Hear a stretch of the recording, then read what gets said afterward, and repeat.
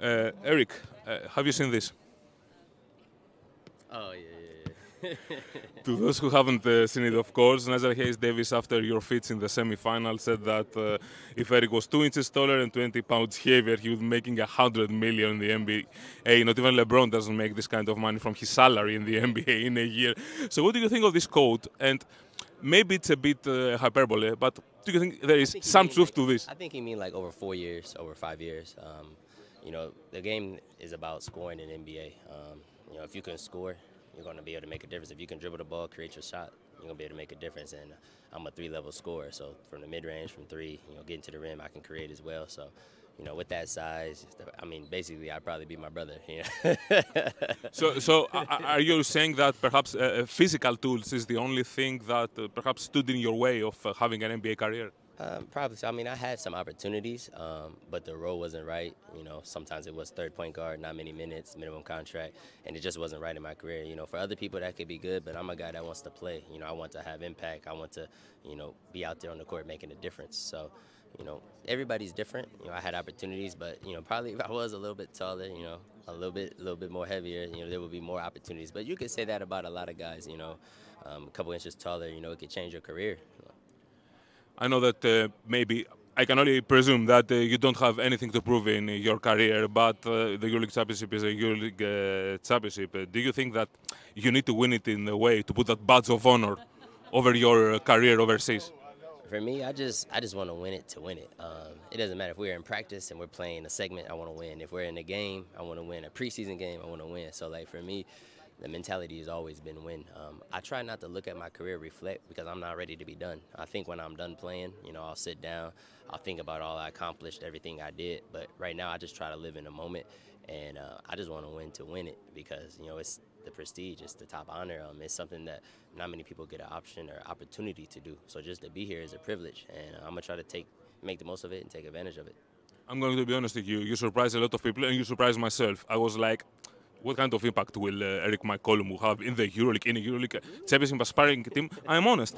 I was wondering what will be his impact because I had to play in a different way. But here you are one of the most important players of Fenerbahçe in the EuroLeague semi-final. It was your first final for your career.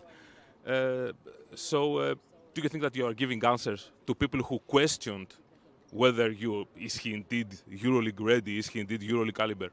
Yeah, I think people are always going to have their opinions. Some people are going to like you, some are not.